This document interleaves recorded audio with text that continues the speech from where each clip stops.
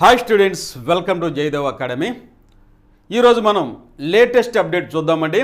AP high court వారి 2025 notification సంబంధించినటువంటి latest update చూద్దాం. మన యాస్పిరెంట్స్ చాలామంది సార్ ఎంత కాంపిటీషన్ ఉండొచ్చు, ఎంతమంది సీరియస్గా పోటీ పడవచ్చు, ఈ ప్రిపరేషన్తో మేము జాబుని పొందగలవా అని చాలామంది యాస్పిరెంట్స్ అడుగుతున్నారండి. దానికి సంబంధించినటువంటి పూర్తి స్థాయి సమాచారము ఈ వీడియోలో డిస్కస్ చేద్దాం. దాంతోపాటుగా మనం చూసినట్లయితే ఏపీ హైకోర్టు జాబ్స్కి ముఖ్యంగా Indian constitution are Indian polity, భారత రాజ్యాంగం మీద ఎక్కువ పట్టు సాధించిన వారు ఎక్కువ మార్కులు పొందగలరు. దానికి సంబంధించినటువంటి మోడల్ పేపర్ కూడా మీకు తయారు చేశాను. ఖచ్చితంగా ఈ వీడియో కనుక మీరు చూసారంటే 2 నుంచి 3 మార్కులు అయితే రావడానికి అవకాశం ఉందండి. వెరీ స్టాండర్డ్ బిట్స్ తయారు చేశాను. ఇక ఈ వీడియోలో కనుక మనం వెళ్ళే ముందు ఎవరైతే క్రొత్తగా మన ఛానల్ చూస్తున్నారో దయచేసి సబ్స్క్రైబ్ చేసుకోండి, లైక్ చేయండి, అలాగే మీ ఫ్రెండ్స్ కూడా షేర్ చేయండి. ఇద్దరికి ఉపయుక్తంగా ఉంటుంది. ఎందుకంటే హైకోర్టు జాబ్స్కి రాష్ట్రంలో చాలామంది అభ్యర్థులైతే అప్లికేషన్ పెడుతున్నారండి. కాబట్టి ఈ కాంపిటీషన్లో ప్రతి మార్కు ఇంపార్టెంటే మన ఉద్యోగాన్ని సాధించడం. మన జయదేవ్ అకాడమీ మీకు లేటెస్ట్ అప్డేట్స్ మరియు స్టాండర్డ్ ప్రీవియస్ పేపర్స్ని పరిశీలించి క్రొత్త పేపర్స్ మీకు మోడల్ పేపర్స్ అయితే హై స్టాండర్డ్లో కంపైల్ చేసి మీకు అందిస్తున్నామండి. కాబట్టి మీకు చాలా ఉపయోగం ఉంటుంది. దయచేసి సబ్స్క్రైబ్ చేసుకోండి, లైక్ చేయండి, మీ ఫ్రెండ్స్ కూడా షేర్ చేయండి. ఇక ఎంతమంది కాంపిటీషన్లో ఉన్నారు సార్ అని చాలామంది అభ్యర్థులు అడుగుతున్నారండి. ఎంతమంది ఉండొచ్చు అంటే చూడండి, ఇక్కడ మన జాబ్స్ ఎలాంటి జాబ్స్ని రిలీజ్ చేశారు. మొట్టమొదటిసారిగా కనుక మనం చూసినట్టయితే ప్రాసెస్ సర్వర్ అనే జాబ్కి క్వాలిఫికేషన్ ఏంటండి?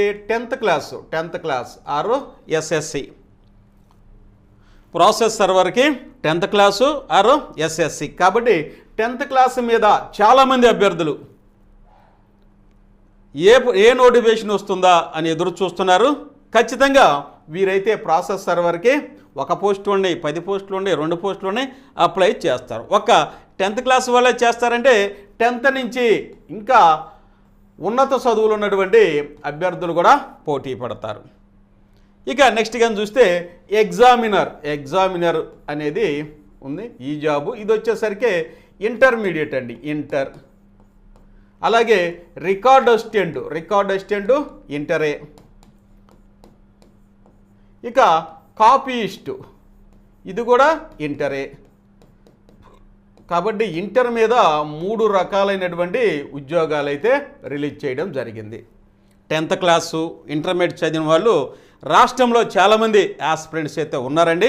మొదట్లో అప్లికేషన్లు పెడతాం కొంచెం లేట్ అయినప్పటికీ ఇప్పుడైతే ఈ యొక్క అప్లికేషన్లు పెట్టే స్థాయి ప్రతి వాళ్ళు ఉద్యోగానికి ప్రిపేర్ అవ్వాలి, ఉద్యోగం కావాలని వీరి యొక్క సంఖ్య అయితే పెరుగుతుంది. కాబట్టి ఎక్కువ అప్లికేషన్లు వచ్చేటటువంటి అవకాశం అయితే మెండుగా కనిపిస్తుంది.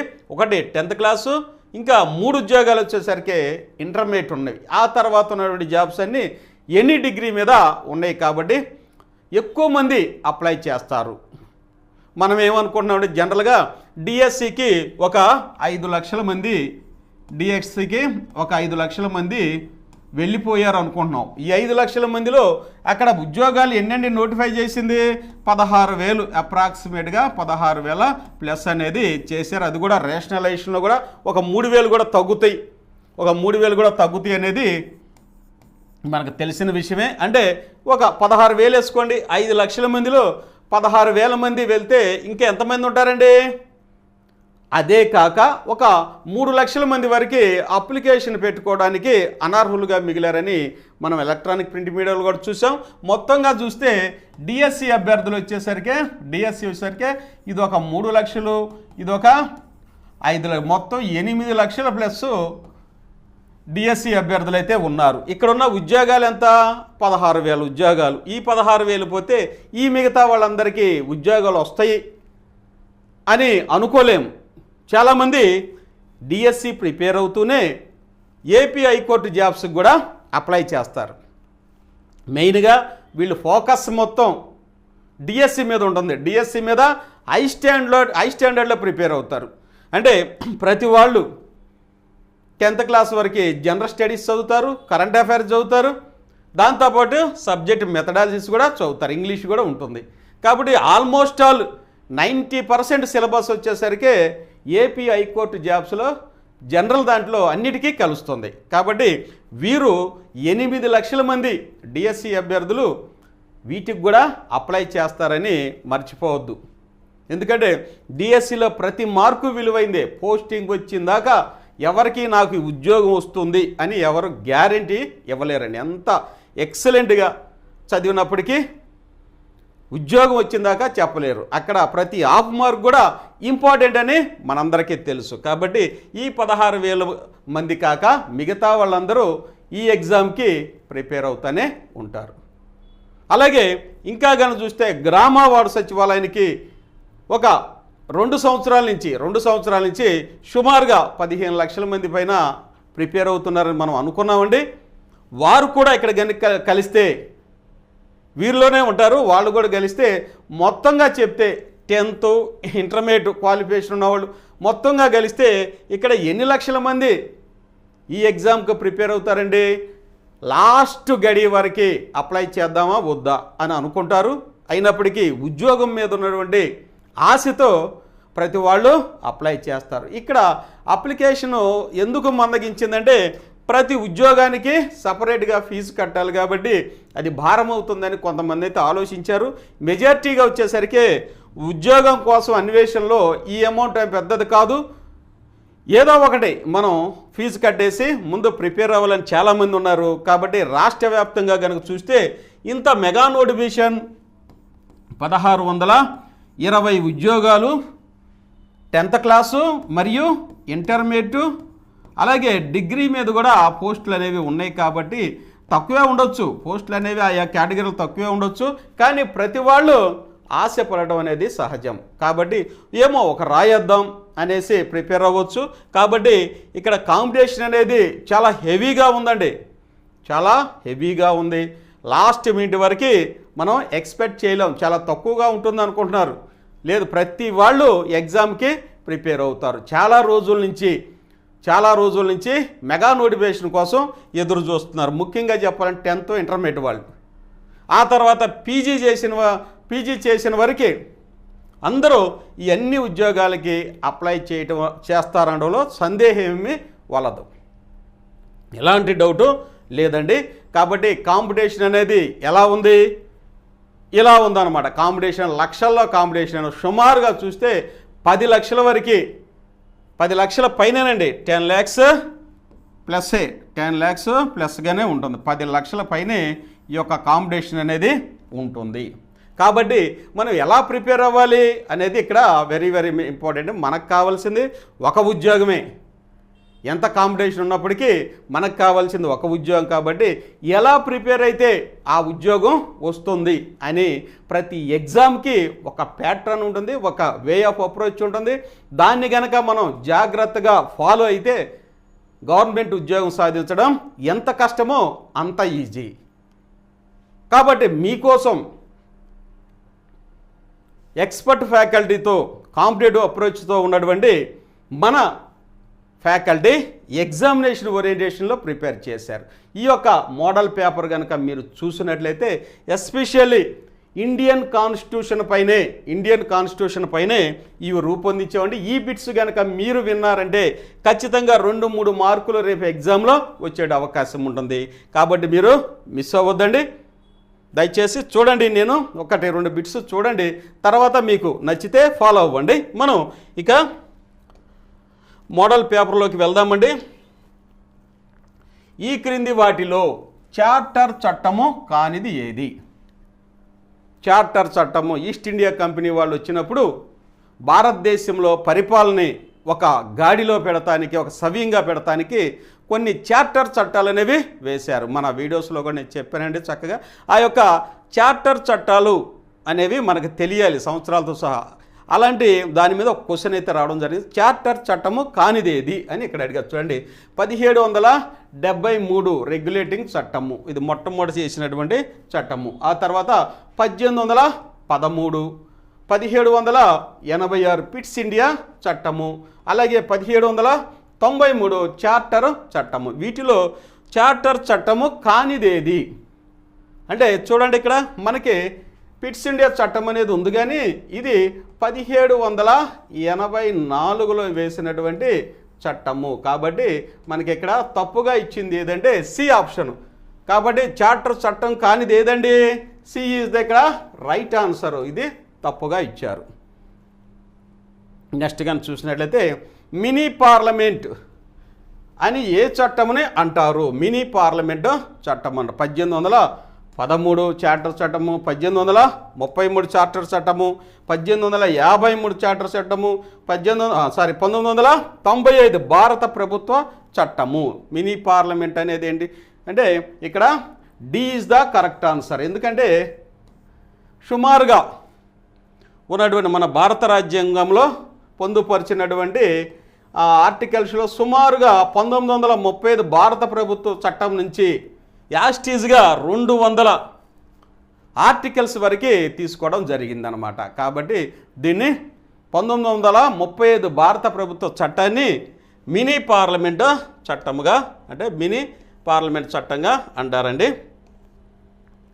ఇక నెక్స్ట్ కానీ చూసినట్టయితే 1858 భారత ప్రభుత్వ చట్టంలో సరికానిది ఏది? 1858 భారత ప్రభుత్వ చట్టంలో సరికానిది ఏది?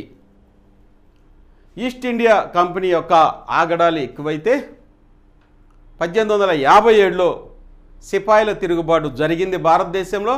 తద్వారా ఇక భారతదేశంలో ఈస్ట్ ఇండియా పరిపాలన అనేది సవ్యంగా లేదని బ్రిటన్ ప్రభుత్వం తెలుసుకొని భారతదేశంలో ఈస్ట్ ఇండియా పరిపాలనని రద్దు చేసి 1858లో బ్రిటిష్ ప్రభుత్వాన్ని భారతదేశంలో ప్రారంభించారు. కాబట్టి దా యొక్క చట్టంలో ఉన్నటువంటి అంశాల్లో ఒకటి కాదు అంటున్నారు ఇక్కడ. అదేదో చూద్దాం చూడండి. వైస్రాయ్ అనేటటువంటి పదవిని సృష్టించారు. అలాగే భారత కార్యదర్శి అనే పదవిని సృష్టించారు.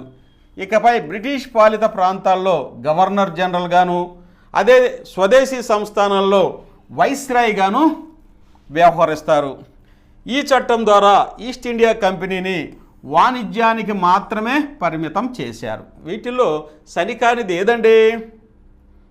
యొక్క 1858లో బ్రిటన్ ప్రభుత్వం ఇచ్చినటువంటి మ్యాగ్నా కార్టాలో ఇందులో సరికానిది ఏదంటే టోటల్గా 1858లో ఈస్ట్ ఇండియా కంపెనీని భారతదేశంలో రద్దు చేశారు. ఇక లేదు, రద్దు చేశారు. వాణిజ్యానికి కూడా అవకాశం లేదు. ఈ 3 పదవులు అనేవి ఉన్నవి. వైస్రాయ్ అనే పదవిని సృష్టించారు. భారత కార్యదర్శి అనే పదవిని బ్రిటన్ పార్లమెంట్లో భారతదేశ వ్యవహారాలను చూస్తానికి భారత కార్యదర్శి అనే పదవిని కూడా సృష్టించారు. ఇకపై బ్రిటిష్ పాలిత రాష్ట్రాల్లో గవర్నర్ జనరల్ గాను, స్వదేశీ సంస్థానాల్లో వైస్రాయ్ అనే పదవిని సృష్టించడం జరిగింది. కాబట్టి ఇక్కడ ఇది వెరీ వెరీ ఇంపార్టెంట్. ఇది మీకు తెలుసు. బ్రిటిష్ పార్లమెంట్కి ఎన్నికైన మొదటి భారతీయుడు ఎవరు? బ్రిటిష్ పార్లమెంట్కి ఎన్నికైన మొదటి భారతీయుడు ఎవరు? Surendranath Banerjee, Pheroze Shah Mehta, Dadabhai Naoroji, Gandhiji. Dadabhai Naoroji is the right answer. Dadabhai Naoroji is the right answer. Gandhiji Poona ఒప్పందం ద్వారా డిప్రెస్డ్ క్లాసుకు సీట్లు 71 నుంచి ఎన్ని పెంచారండి? గాంధీజీ పూనా ప్యాక్ట్ ఎవరెవరి మధ్య జరిగిందండి? పూనా ప్యాక్ట్ వచ్చేసరికి గాంధీజీ మరియు డాక్టర్ బిఆర్ అంబేద్కర్ గారి మధ్య జరిగినటువంటి పూనా ఒప్పందం ద్వారా డిప్రెస్డ్ క్లాసెస్కి అప్పటి వరకు కేటాయించిన 71 నుంచి ఎన్ని సీట్లు పెరిగినాయి అంటే 71 నుంచి 147 సీట్లకి పెంచడం అనేది జరిగింది. Very very important. ఒకసారి పూనా ప్యాక్ట్ ఎవరెవరి మధ్య జరిగింది అని అడిగారు. గాంధీజీ గారు అలాగే అంబేద్కర్ గారి మధ్య జరిగినటువంటి పూనా ప్యాక్ట్ అనమాట. పూనా ఒడంబడిక అంటారు. నెక్స్ట్, క్విట్ ఇండియా ఉద్యమం ద్వారా యంగ్ టర్క్ రెండవ తరం నాయకులలో లేనివారు ఎవరు? యంగ్ టర్క్ రెండవ తరం నాయకుల్లో లేనివారు ఎవరు? అరుణ్ అసఫ్ అలీ, మదన్ మోహన్ మాలవ్య, జయప్రకాష్ నారాయణ, ఉషా మొహతా. ఎవరండి వీరులు? ఎవరు ఒకసారి ఆలోచించండి. అలాగే మన యాస్ ఫ్రెండ్స్ చాలామంది ఫోన్లు చేస్తానండి. నేను వీడియోలు చెప్పే సందర్భంలో ఫోన్లోనే లిఫ్ట్ చేయలేకపోతున్నాను. సార్ మన యాప్లో ఎలా జాయిన్ అవ్వాలి, కోర్సు ఎలా కొనుక్కోవాలి సార్ అని అడుగుతున్నారు. కాబట్టి మీకోసం మరలా నేను ఎక్స్ప్లెయిన్ చేస్తున్నాను 1 మినిట్లో. ఈలోపు దీని ఆన్సర్ మీరు ఫైండ్ అవుట్ చేయండి. చూడండి,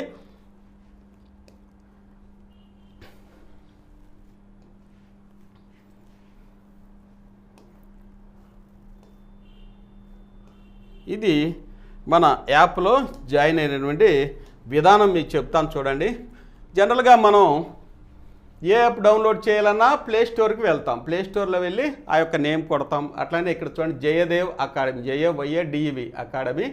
చూడండి, ఈ యొక్క లోగో వస్తుంది. వచ్చిన తర్వాత ఇన్స్టాల్ చేసుకోండి, ఇలా వస్తుంది. ఇది ఫస్ట్ స్టెప్. నెక్స్ట్ స్టెప్లో వచ్చేసరికి ఇలా అది రెండోది అనమాట. వెల్కమ్ టు జయదేవ్ అకాడమీ అని వస్తుంది. ఇక్కడ మీరు చేయాల్సిన పని ఏంటంటే, ఇక్కడ లాగిన్ విత్ వాట్సాప్ అని ఉంది. దీని మీద క్లిక్ చేయబాకండి.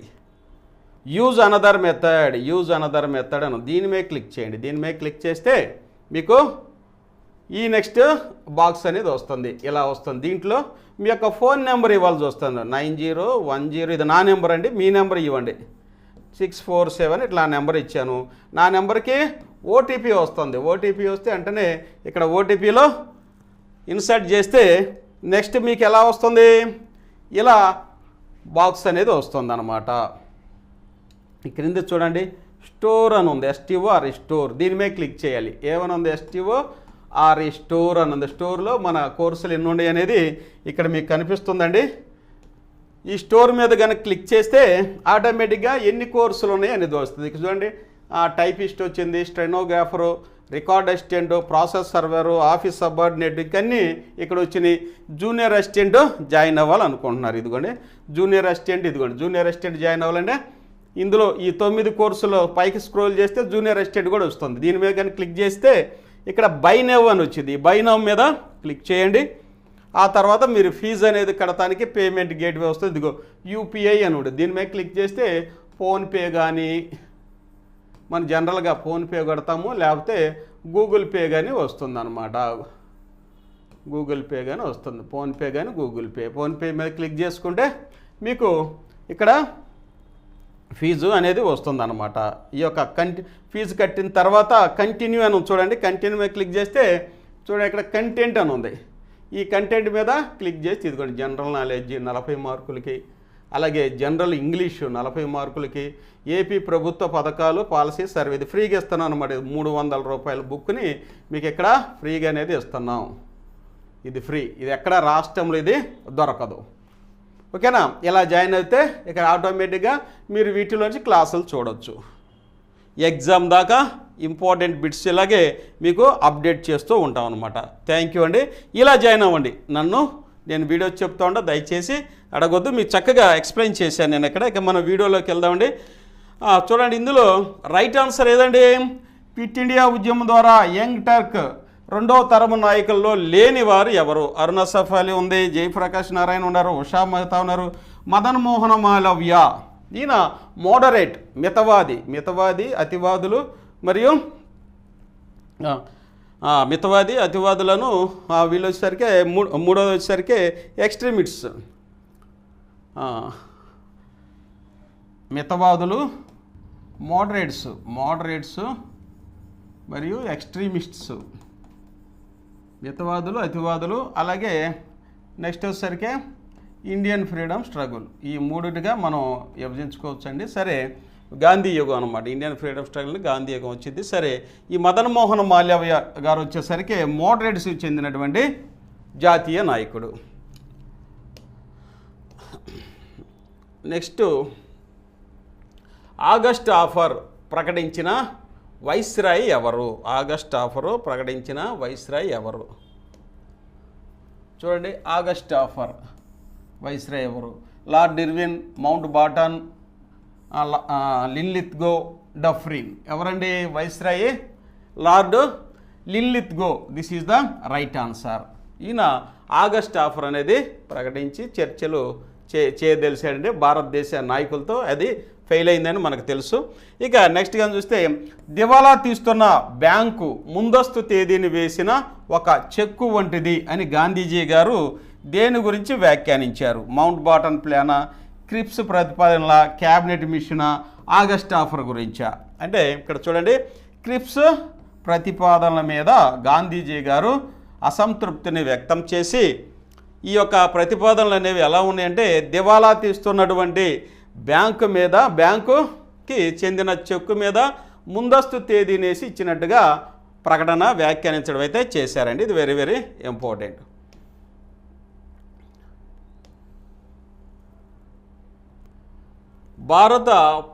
భారత స్వతంత్ర చట్టం 1947 ప్రకారము ఏ సంస్థానం భారత్లో చేరలేదు? జూనాగఢ్, జమ్మూ కాశ్మీర్, హైదరాబాద్, ట్రావెన్కోర్. ఇది మీకు తెలుసండి, వెరీ వెరీ ఇంపార్టెంట్.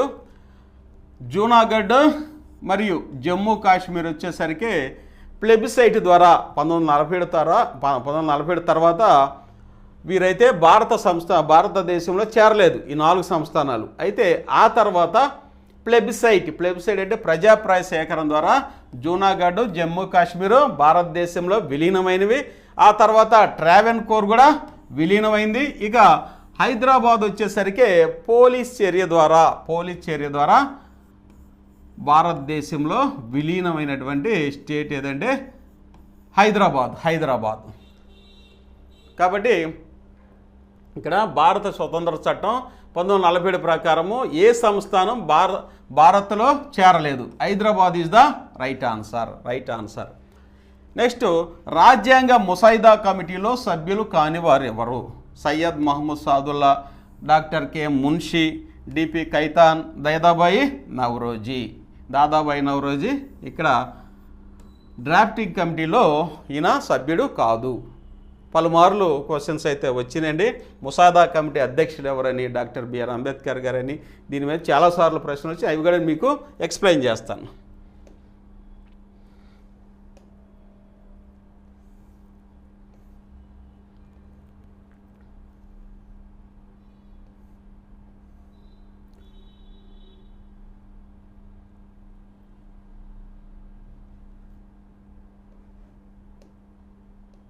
అనగా పార్లమెంటుని అంటారా, పత్రికా రంగం అంటారా, పోలీస్ వ్యవస్థన, లేకపోతే చార్టర్ చట్టాలను అంటారా? ఫోర్త్ ఎస్టేట్ అంటే పత్రికా రంగాన్ని ఫోర్త్ ఎస్టేట్ అనేసి వ్యవహరిస్తారు. ఇది గతంలో కూడా అడిగిన ప్రశ్న అండి. నెక్స్ట్, రాష్ట్రపతి వీటో చేయలేనటువంటి బిల్లు ఏది? అంటే రాష్ట్రపతి తిరస్కరించలేనటువంటి బిల్లు ఏది? ద్రవ్య బిల్లు. ఖచ్చితంగా దీన్ని ఆమోదించాలి. అలాగే రాష్ట్రాల పునర్వ్యవస్థీకరణ బిల్లు, దీన్ని ఆమోదించాలి. ఇక మూడవది వచ్చేసరికి రాజ్యాంగ సవరణ బిల్లు, ఇది కూడా ఆమోదించాలి. కాబట్టి ఇక్కడ రైట్ ఆన్సర్ వచ్చేసరికి డి ఆల్. కాబట్టి రాష్ట్రపతి ఈ బిల్లునైతే తిరస్కరించడానికి వీలు లేదు. ఇవి ద్రవ్య బిల్లు, రాజ్యాంగ సవరణ బిల్లు, రాష్ట్రాల పునర్వ్యవస్థీకరణ బిల్లు.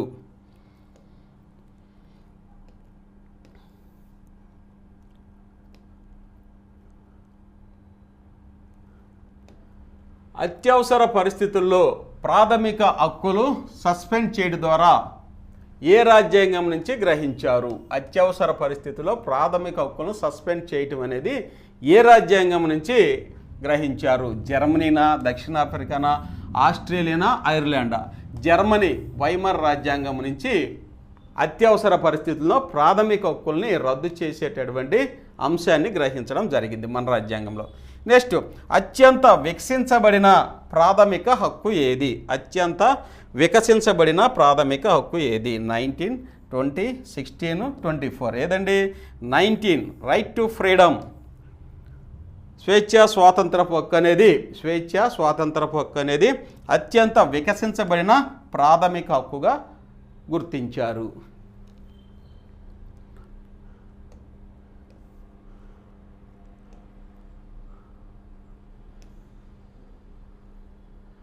పౌరసత్వం గురించి ఎన్నవ భాగంలో అంటే ఎన్నవ పార్టులో పేర్కొన్నారు? పౌరసత్వం గురించి 1వ పార్ట, 2వ పార్ట, 3వ పార్ట, 4వ?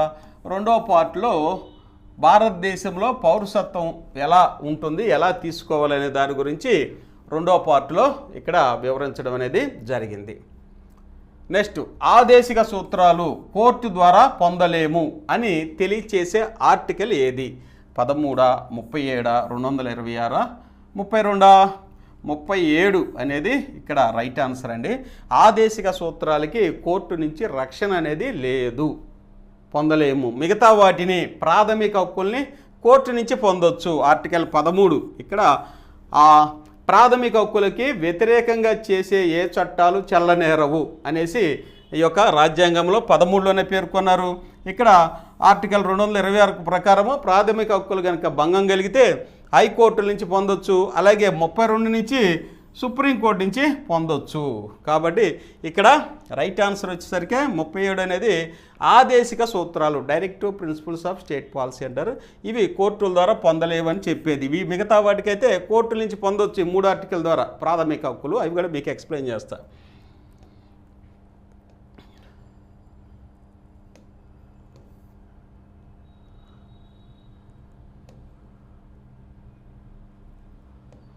అత్యవసర పరిస్థితుల్లో రద్దుగాని ప్రాథమిక హక్కులు ఏవి? అత్యవసర పరిస్థితుల్లో రద్దుగాని ప్రాథమిక హక్కులు ఏవి? 2021, 2022, 2022, 21, 23. ఏదండి? 2021 అనేది రైట్ ఆన్సర్.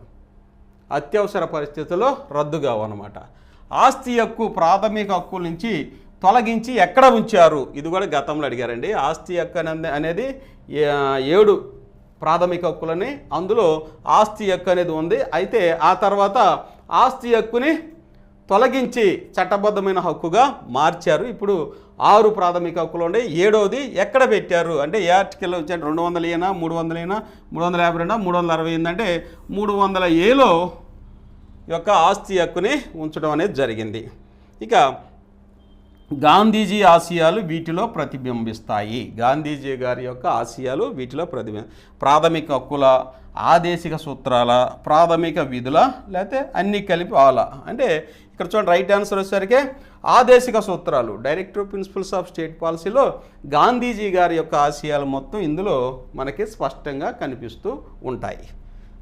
రైట్ ఆన్సర్ వచ్చేసరికి బి.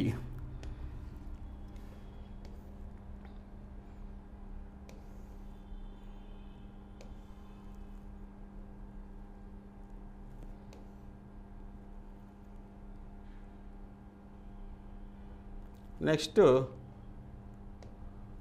ప్రాథమిక విధులు ఏ కమిటీ ద్వారా ఏర్పరిచారు? Doctor Mehta committee, doctor Mohan Gandhi committee, Morarji Desai committee, అలాగే డాక్టర్ స్వరణ్ సింగ్ కమిటీ. ఏదండి రైట్ ఆన్సర్ వచ్చేసరికి doctor Swaran Singh committee is the right answer. Doctor Swaran Singh committee ద్వారా ప్రాథమిక విధుల్ని మన రాజ్యాంగంలో చేర్చడం జరిగింది. నెక్స్ట్, మ్యాండమస్ రిట్ ఎవరికి ఇవ్వకూడదు? మ్యాండమస్ రిట్ ఎవరికి ఇవ్వకూడదు? గవర్నర్, కలెక్టర్, రాష్ట్రపతి, డిఆల్. ఇక్కడ వచ్చేసరికి గవర్నర్కి ఇవ్వకూడదండి మ్యాండమస్. తన విధులను నిర్వర్తించమని చెప్పేదే మ్యాండమస్ అనమాట. కాబట్టి గవర్నర్కి ఇవ్వకూడదు, అలాగే రాష్ట్రపతికి కూడా ఇవ్వకూడదు. ఇక్కడ ఏ అండ్ సి వచ్చేసరికి రైట్ ఆన్సర్స్. కలెక్టర్ వచ్చేసరికి ప్రభుత్వ ఉద్యోగి కాబట్టి ఖచ్చితంగా కలెక్టర్ గారికి ఇవ్వచ్చు మ్యాండమస్ అనేది. కాబట్టి A and C is the right answer.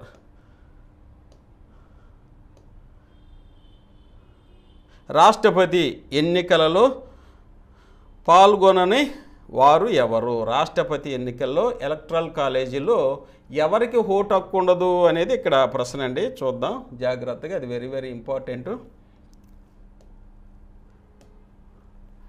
రాష్ట్రపతి ఎన్నికల్లో పాల్గొనని వారు ఎవరు? ఎమ్మెల్సీలు, అలాగే లోక్సభ మరియు రాజ్యసభ నామినేటెడ్ సభ్యులు, అంటే ఎలక్షన్ కానటువంటి సభ్యులు. లోక్సభలో 2 నామినేట్ అవుతారు, అలాగే రాజ్యసభలో 2 నామినేట్, అంటే మొత్తం 14 మంది వీరు రాష్ట్రపతి ఎన్నికల్లో పాల్గొనడానికి వీల్లేదు. అలాగే ఎమ్మెల్సీలు కూడా. ఇక శాసనసభలో ఆంగ్లో ఇండియన్లకు కూడా ఓటు హక్కు ఉండదు. కాబట్టి ఈ ముగ్గురికి రాష్ట్రపతి ఎన్నికల్లో పాల్గొని ఓటు వేసేటటువంటి హక్కు ఎలక్టరల్ కాలేజీలో ఉండదు. This is the right answer all. రాష్ట్రపతి న్యాయ సలహా సుప్రీంకోర్టు నుంచి కోరే ఆర్టికల్ ఏది? ఏదైనా జటిలమైన సమస్య ఉందనుకోండి, దేశానికి సంబంధించినటువంటి అత్యంత క్లిష్టమైన సమస్యను పరిష్కరించాలంటే రాష్ట్రపతి సుప్రీంకోర్టు సలహాను కూడా పొందొచ్చు. అది ఏ ఆర్టికల్లో ఉంది అనేది ఇక్కడ ప్రశ్న. 133, 153, 143, 123, 143 ఇస్ ద రైట్ ఆన్సర్.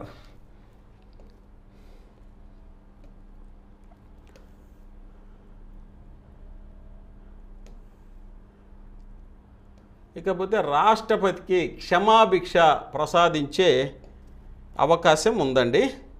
రాష్ట్రపతి గారు క్షమాభిక్షను ప్రసాదించవచ్చు ఖైదీలకు, ఉరిదీసే ఖైదీలకు కూడా ఆ క్షమాభిక్షను అనేది ప్రసాదించవచ్చు. అది ఏ ఆర్టికల్లో ఉంది అంటున్నారు. 62 సబ్సెక్షన్ 2, 82 సబ్సెక్షన్ 2, 52 సబ్సెక్షన్ 2, 72 సబ్సెక్షన్ 2. ఏదండి right answer? 72 subsection 2 is the right answer. ఇక లాస్ట్ క్వశ్చన్. ఉపరాష్ట్రపతి చైర్మన్గా వ్యవహరించేది, ఉపరాష్ట్రపతి వైస్ ప్రెసిడెంట్ దేనికి చైర్మన్గా వ్యవహరిస్తారు?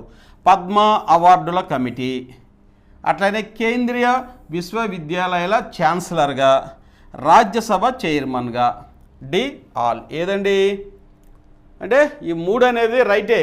పద్మ అవార్డుల కమిటీకి చైర్మన్గా వ్యవహరిస్తారు, కేంద్రీయ విశ్వవిద్యాలయాలకి ఛాన్సలర్గా వ్యవహరిస్తారు, అట్లనే రాజ్యసభ చైర్మన్. కాబట్టి D all is the right answer. కాబట్టి ఇలాంటి వెరీ వెరీ ఇంపార్టెంట్ బిట్స్ అనేవి మీకు ఎగ్జామినేషన్ పాయింట్ ఆఫ్ వ్యూలో అందిస్తున్నాము. అలాగే మన జయదేవ్ అకాడమీ ద్వారా మీకైతే ఆన్లైన్ క్లాసెస్ ప్రతి సబ్జెక్టు యొక్క ఆన్లైన్ క్లాసెస్లో మీకు అందుబాటులో ఉందండి. ఎవరైతే జూనియర్ అసిస్టెంట్ దగ్గర నుంచి ఆఫీస్ సబార్డినేట్ వరకు 9 రకాల ఉద్యోగాలకు ప్రిపేర్ అవుతున్నారో, ప్రతి ఉద్యోగానికి ఏ విధమైనటువంటి సిలబస్ ఇచ్చారో ఆ సిలబస్కి అనుకూలంగా మనమైతే తయారు చేశాము. ఆన్లైన్ క్లాసెస్ హ్యాపీగా జాయిన్ అయిపోండి. దానికి సంబంధించిన వివరణ కూడా మీకు ఇక్కడ ఇస్తాను చూడండి. కొత్తగా మన ఛానల్ చూసేవాళ్ళైతే ఇక్కడ ఆన్లైన్ క్లాసెస్ అయితే ఉన్నాయి. వాటితో పాటుగా ఎక్కడ మీకు లభించినటువంటి ఏపీ ప్రభుత్వ పథకాలు, పాలసీలు, సర్వేలు, అన్ని ముఖ్యాంశాలు ఇప్పటివరకు ఇది 299 రూపాయల బుక్, అంటే 300 రూపాయల బుక్. ఎవరైతే మన 499 రూపాయల ఆన్లైన్ క్లాసెస్లో జాయిన్ అవుతారో వారికి సాఫ్ట్ కాపీ రూపంలో ఫ్రీగా అందిస్తున్నాం. బయట ఎక్కడ దొరకదండి. ఖచ్చితంగా దీని నుంచి మార్క్స్ అనేవి వస్తవి. లేటెస్ట్ వర్షను మన ఎక్స్పర్ట్స్ ఫ్యాకల్టీ తయారు చేసినటువంటి బుక్ అండి. ఇక నెక్స్ట్ ఏవే కోర్సులు ఉంటే అన్ని కోర్సులోనండి. కాపీస్ట్ 499, దాంతోపాటు ఈ యొక్క book soft copy free. Junior assistant అదిగోండి 499 ఇలా ఫ్రీ. ఎగ్జామినర్ ఇలాగే. ఇక field assistant, stenographer, process server, next record assistant, office subordinate, driver, ఇవన్నీ 9 రకాల కోర్సులు ఎగ్జామ్ వరకు మీకు లేటెస్ట్ అప్డేట్స్తో మీకు అందించేటటువంటి ఏకైక సంస్థ మన జయదేవ్ అకాడమీ అండి. అతి తక్కువ ఖర్చుతో, ఒకరోజు ఖర్చుతో మీకైతే 1 ఇయర్ వ్యాలిడిటీతో ఈ కోర్సు మీకు అందుబాటులో ఉంది. హ్యాపీగా జాయిన్ అయిపోండి. మంచి ఉద్యోగాన్ని సాధించండి. ఉద్యోగం రావడానికి కావాల్సినటువంటి కాంపిటేటివ్ అప్రోచ్, కాంపిటేటివ్ ప్రిపరేషన్ మన ఫ్యాకల్టీ అయితే మీకు అందిస్తారు. అలాగే రేషనలైజేషన్ అయిన తర్వాత ఇవన్నీ మీకు ఎలా యాప్లో జాయిన్ అవ్వాలో కూడా చెప్పాను. మరలా ఒకసారి చూడండి. ఎవరైతే గ్రామ వార్డు సచివాలయం ప్రిపేర్ అవుతున్నారో రేషనల్ అయిపోయిన తర్వాత ఈ యొక్క గ్రామ వార్డు సచివాలయం అనేవి వ్యాకెన్సీస్ కూడా నోటిఫై చేసే అవకాశం ఉంది. కాబట్టి ఇది కూడా 1 ఇయర్ వ్యాలిడిటీతో ఈ ఆన్లైన్ క్లాసెస్, మెటీరియల్ ఇవన్నీ మీకు అందుబాటులో ఉన్నాయండి. హ్యాపీగా జాయిన్ అయ్యి ప్రిపేర్ అవ్వచ్చు. ఇలా మన జయదేవ్ అకాడమీ ద్వారా మీకు అందిస్తున్నామండి. ఇంకొకసారి మీకు ఈ యొక్క మన కోర్సు జాయిన్ అయ్యే విధానం చెప్పాను. మళ్ళీ ఒకసారి చివరిలో ఎవరైనా చూస్తారా చూడండి. యాప్లోకి జాయిన్ అవ్వాలంటే ప్లే స్టోర్కి వెళ్ళి జయదేవ్ అకాడమీ అని టైప్ చేస్తే ఇలాంటి లోగో వస్తుంది. ఇన్స్టాల్ అవ్వండి. ఈ యొక్క ఇన్స్టాల్ అయితే ఆటోమేటిక్గా ఇలా మీకు ఎగ్జిబిట్ అవుతుంది. లాగిన్ విత్ వాట్సాప్లోకి జాయిన్ అవ్వద్దు. యూజ్ అనదర్ మెథడ్లో క్లిక్ చేస్తే మీకు ఇక్కడ ఫోన్ నెంబర్ అడుగుతుంది. ఈ ఫోన్ నెంబర్ ఇది నాదండి, మీ ఫోన్ నెంబర్ ఇచ్చుకోండి. మీరు ఏ సెల్లో చూస్తారో ఆ సెల్ నెంబర్ ఇచ్చుకోండి. ఓటీపీ వస్తుంది. ఓటీపీలో ఎంటర్ చేస్తే ఆటోమేటిక్గా మీకు ఇలా వస్తుందన్నమాట. ఇది ఒక డైలాగ్ బాక్స్. ఇక్కడ స్టోర్ అనేది ఉంది చూడండి. ఈ స్టోర్ మీద క్లిక్ చేస్తే మన కోర్సులు ఎన్ని ఉండే మొత్తం ఇక్కడ మీకు స్క్రోలింగ్ చేస్తే మొత్తం వస్తాయి అన్నమాట. చూడండి ఇవన్నీ typist, stenographer, record assistant, process server, ఇలా మొత్తం వస్తాయి. మీకు జూనియర్ అసిస్టెంట్కి అప్లై చేసుకుంటే ఇలా దీని మీద క్లిక్ చేస్తే ఇక్కడ మీకు ఎగ్జిబిట్ అవుతుంది, కనపడుతుంది. ఈ బై నౌ మీద క్లిక్ చేసుకుంటే ఆటోమేటిక్ పేమెంట్ గేట్వేలో ఫోన్పే కానీ గూగుల్ పే కానీ ఇక్కడ క్లిక్ చేయాలి. యూపీఐ మీద క్లిక్ చేస్తే ఫోన్పే కానీ గూగుల్ పే వస్తుంది. దాంట్లో మీరు ఒక నిమిషం పాటు ఫీజు కట్టిన తర్వాత అది తిరుగుతూ ఉంటుందండి. ఒక నిమిషం పాటు, అర నిమిషం పాటు ఉంచిన తర్వాత అది సక్సెస్ఫుల్లీ డిపాజిటెడ్ అని వస్తుంది. ఆ తర్వాత కంటిన్యూ మీద క్లిక్ చేస్తే మీకు ఇక్కడ ఈ డైలాగ్ వస్తుంది. ఇక్కడ ఇది కంటెంట్, దీని మీద క్లిక్ చేస్తే ఇవన్నీ ఇదిగో జనరల్ నాలెడ్జ్, అలాగే ఇంగ్లీష్ 40 మార్క్స్, ఇదిగో 40 మార్క్స్, ఏపీ ప్రభుత్వ పథకాలు, పాలసీలు, ఇవన్నీ మీకు ఇక్కడ కనిపిస్తున్నాయి చూడండి నీట్గా. ఇవన్నీ మీకు మన యాప్లో అందుబాటులో ఉన్నాయి. హ్యాపీగా చదువుకోండి, మంచి ఉద్యోగాన్ని సాధిస్తారని మనసారా దీవిస్తూ మీ యొక్క జయదేవ్ అకాడమీ ఎవరైతే కొత్తగా చూస్తున్నారో దయచేసి సబ్స్క్రైబ్ చేసుకోండి, లైక్ చేయండి, మీ ఫ్రెండ్స్ కూడా షేర్ చేస్తే ఇరువురికి ఉపయుక్తంగా ఉంటుందని మనవి చేస్తూ మరొకసారి మీ అందరికీ ధన్యవాదాలు తెలియజేస్తున్నా. Thank you one and all.